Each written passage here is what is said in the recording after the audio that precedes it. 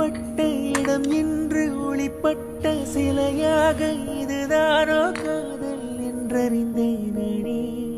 புது பார்வை நீ பார்த்து புது வார்த்தை நீ பேசி இதயத்தை இடம் மாறச் செய்தாயடி. மெல்லிடை கொண்டு இடைகள் போடும் அழகான பெண்ணை முப்படை கொண்டு என்னை சுற்றி வளைத்தாயடி.